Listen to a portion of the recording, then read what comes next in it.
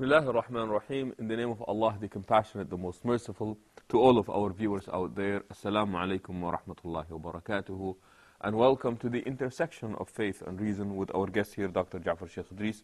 Dr. Jafar, again, it is so good to be with you, sir.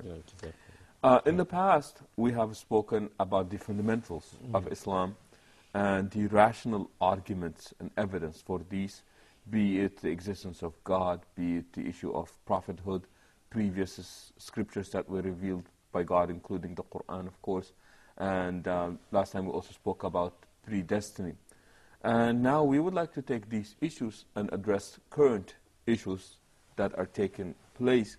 And something that we alluded to earlier, and that is the idea, or you said that rational arguments or moral arguments are rational arguments as well. And there was this connection that you made between being a believer, which means that you are rational, or belief would instill that in you, and also making moral choices that are also rational choices. And the question that we have is actually twofold: this relationship between belief and morality, and whether people who are not believers are capable of making moral and decent choices. This is one of the biggest questions in Western philosophy, and many books have been written about this. And people went to extremes, both of which are wrong.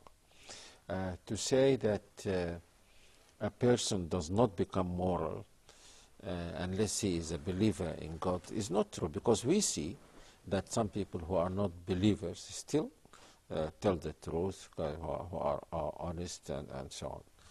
And to say that morality has therefore no relationship with, that faith in God has no relationship with morality at all is also wrong. Now, the correct position is to say that God endowed every human being with what is called moral sense, just as he endowed every person with reason. Now, but there is a difference between having a moral sense and acting morally, just as there is a difference between having a reason and acting rationally. Because acting rationally or acting morally is something willful. Your moral sense tells you that truth is good, lying is bad. I mean, everyone knows this.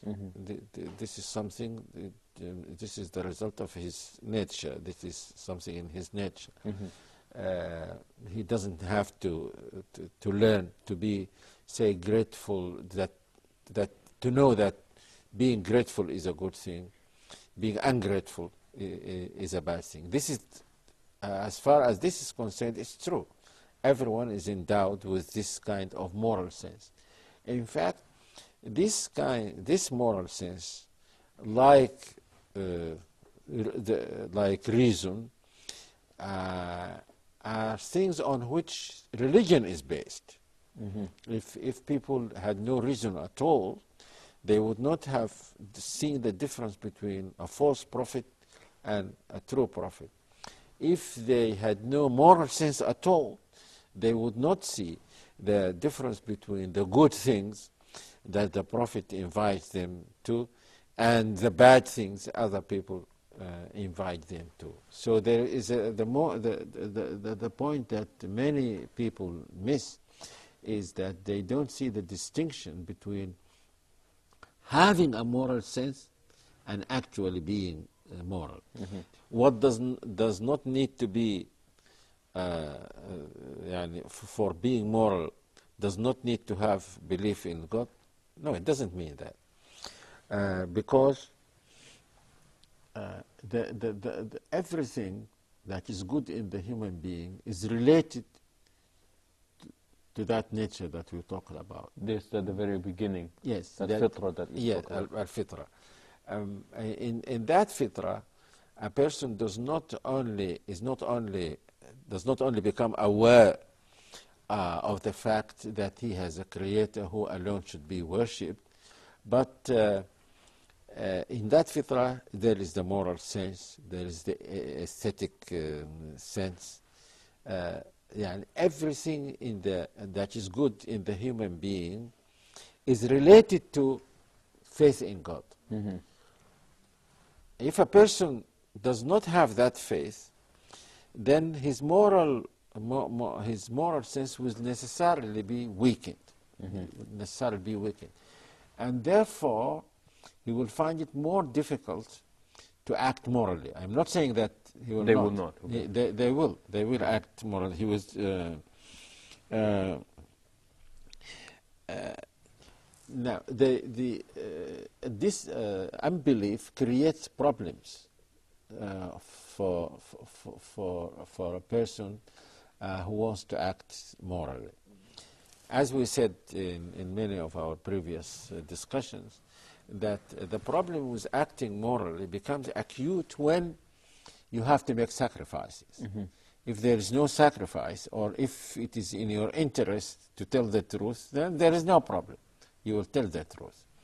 But the problem becomes a real problem when you have to make sacrifices.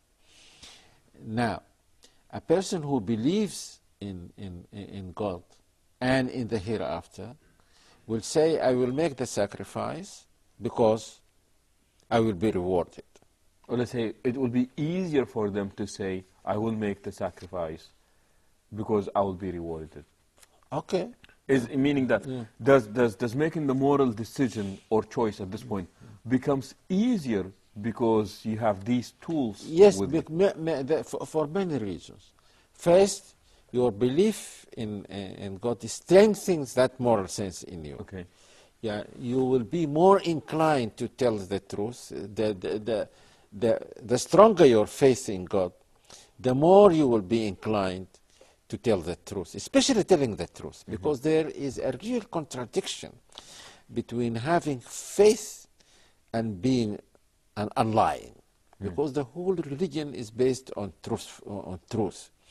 So the Prophet ﷺ was asked whether a believer can do something like stealing, and he said yes.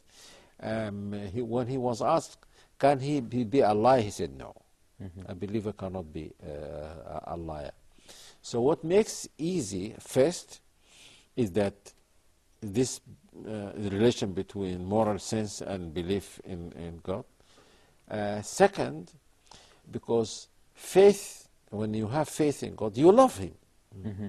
And if you love Him, you love the things that He loves.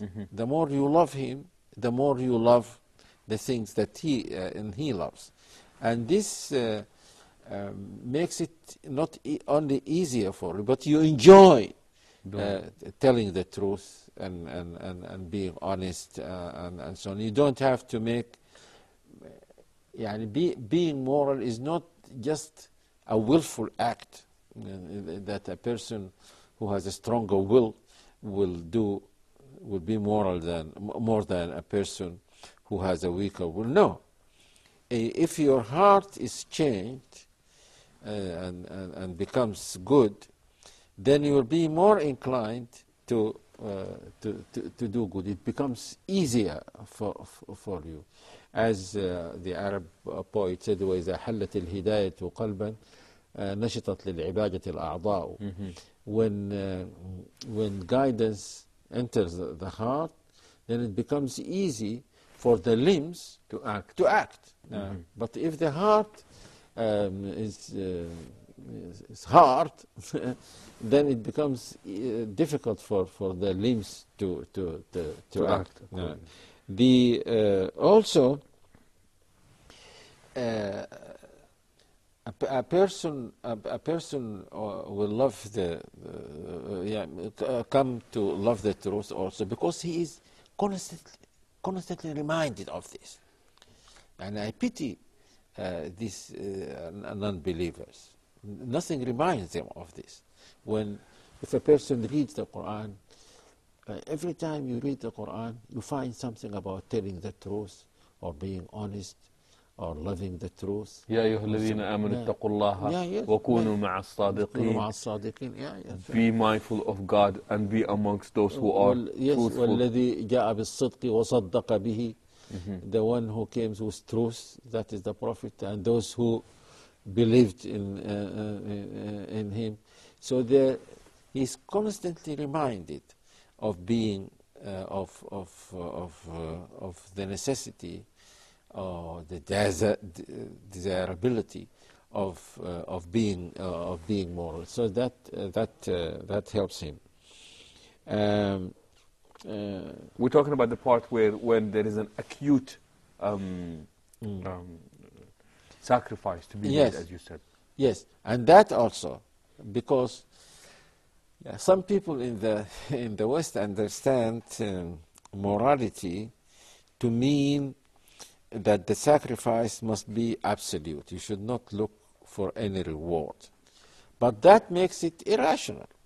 That makes it irrational because when I act in my ordinary daily life, I am always, if I am wise, I will not do something that is useless, from which I don't gain anything. And when I say gain... This is what is proposed when they say absolute sacrifice. Yes. That there is absolutely nothing in it for you, otherwise that is not considered to be moral. Yes. But that's what God says. God says in the Quran, هل جزاء الإحسان إلا الإحسان? Isn't there a recompense of doing good other than good itself? Yes, there must be a reward. And the first time my attention was drawn to this when I read the verse about Jesus, Isa alayhi salam, that when God asks him whether he invited people to worship him, and he would say no, and so on. And then God says, هذا يوم ينفع الصادقين صدقهم. This is the day when those who tell the truth will benefit from their telling the truth. So there is no contradiction between being moral and benefiting from being moral. In fact, this is as it should be. But the problem for a person who doesn't believe in God or the hereafter is that when he acts morally, he has to act irrationally, because his moral sense will tell him this is good. Tell the truth, even if you have to lose. This is the inner voice tells him this. Now his thinking tells him, no, this is the only life you have. You will be a fool if you make if you make this type of sacrifice. Now he can go either against his inner voice and follow his atheistic belief, and therefore becomes immoral, or he can ignore his ideas and so on and follow his moral senses. And in this sense, he will be acting morally but irrationally, because he will be doing something that is not compatible with his belief. Jafar, inshallah, we will return to this question again, the relationship between morality and faith, and whether whether a believer is capable or a non-believer is capable of making moral choices or not. So please do stay tuned, and we will return in a second, inshallah. Bismillah ar-Rahman ar-Rahim, and welcome back to the intersection of faith and reason with our guest here, Dr. Jafar, Sheikh Idris. Sheikh, you were talking earlier about this moral sense, or what we would refer to as the moral compass.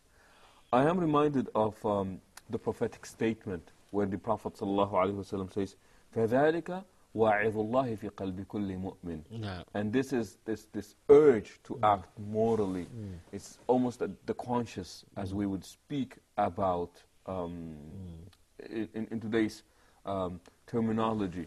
You're saying that even people, for those who do not believe, God has endowed them with such a thing. Yes. And I don't know accordingly, whether wise, because it says wise في قلبكم مؤمن. And this one is already a believer. So this inner voice becomes strong. But there is no doubt about the fact that because every human being is born in according to the fitrah, as that hadith says, he has this inner voice. Otherwise, people would not have become moral.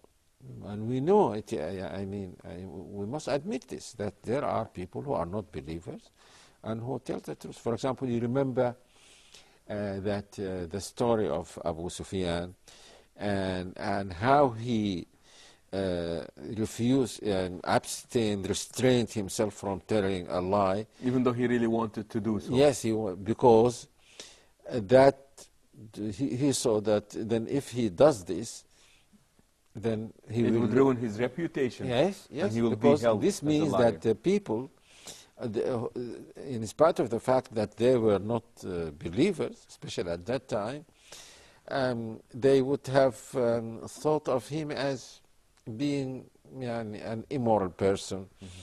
And even if, in spite of the fact that you would have made the lie for their sake, to defend their position. So this means that, and there's a story about one English philosopher, I think he's called Moore, who was known to be very truthful. I don't know whether he was a believer or not. But to the extent that Bertrand Russell said, I once made him tell a lie. How did you make him tell a lie? He said, I asked him, Mr. Moore, do you always tell the truth? He said, no. And that was a lie. I think it was the truth, because he can't be sure that he's always telling a lie. Okay. So this shows that people are naturally good. Telling lies and being immoral is a deviation from this nature. But there is no doubt about the fact that the more a person takes his unbelief seriously, the less he will be inclined to be moral. Yes, yeah. He will act, but the less he will be inclined. And if this kind of ideas is spread in the society, most people will be inclined to act immorally. And this is what we are seeing now, unfortunately, in the world. Sheikh, is a believer then, by default, a moral person? Yes, but it depends on the degree of his belief. Yes, of course, he must be. Well, how do we explain then believers who are not necessarily, who do not necessarily act morally? Yes, because as I said, when a believer, because we do not always act according to our beliefs. None of us always does this, because sometimes you forget about your belief, and this is what the Quran called jahl,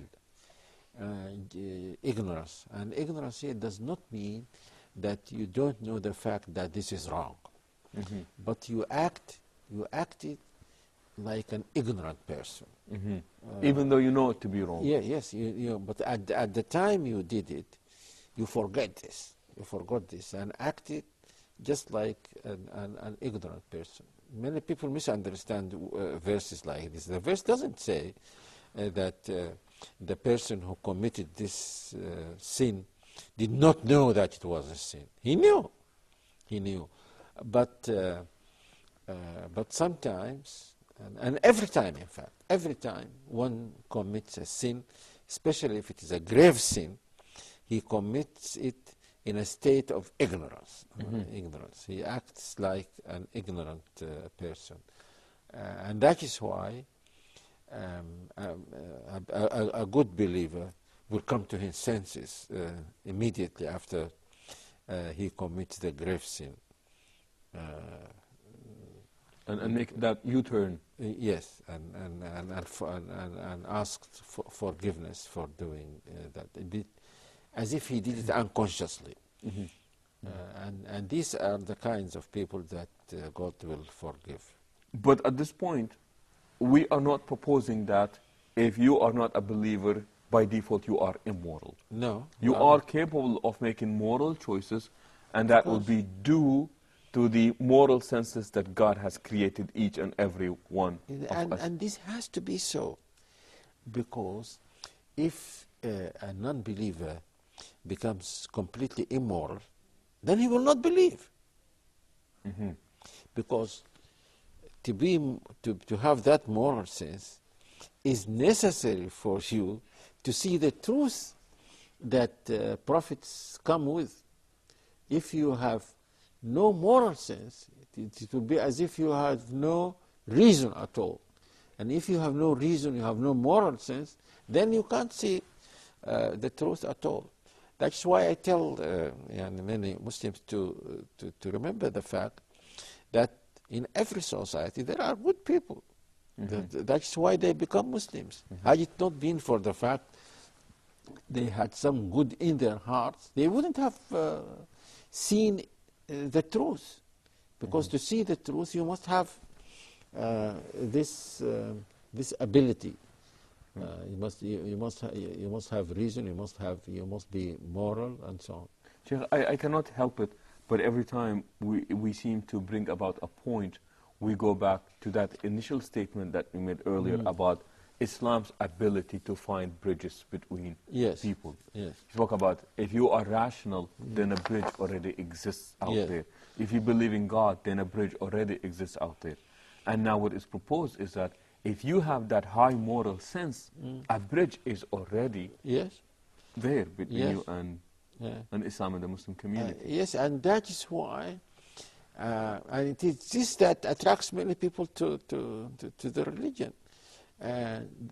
People do not become and accept the religion for this one reason or that reason or the initial attraction. The religion, I mean, everything in it can attract some person to it. For example, suppose that someone reads just about the life of the Prophet. And because he has this moral sense, he will come to admire the Prophet ﷺ, because this is very natural for a moral person to admire and to love people who have this high degree of morality. Even if they have nothing to do with them, but it is natural for him to admire this quality in human beings. When he reads the Quran and he finds the truth there, also his moral sense will tell him that this is the truth. And the Quran, you remember that verse that knowing the truth sometimes makes people cry. مما عرفوا من الحق. When they hear what the Prophet says, the Quran is talking about some earlier people who belong to earlier religion, the people who the Quran calls people of the book, Christians and Jews, who knew about the coming of the new Prophet and some of his the description. And when they heard what the Quran said, and it reminded them of what they must have read in the Bible or their own scripture. He sent them and that was the reaction, gushing in tears. I'm reminded sometimes how the Prophet ﷺ, in a beautiful summary fashion, would make this link between being a believer and being a moral person in statements such as إِنَّمَا بُعِثْتُ لِأُتَمِّمَ مَكَارِمَ الْأَخْلَاقِ. I was only sent so that I may complete the most noble of characters to people. Yes, and remember, and you realize that he said to utammim. Meaning he that he didn't say to create this. No. Because people have this sense, be it that natural one or the ones that they inherited from previous revealed scriptures and previously revealed creation or revelation. Dr. Jafar, as always, it's been a pleasure being with you. With this, we come to the conclusion of this part of this episode, hoping that you would join us next time, inshallah. And with this, we say so long and assalamu alaikum wa rahmatullahi wa barakatuh.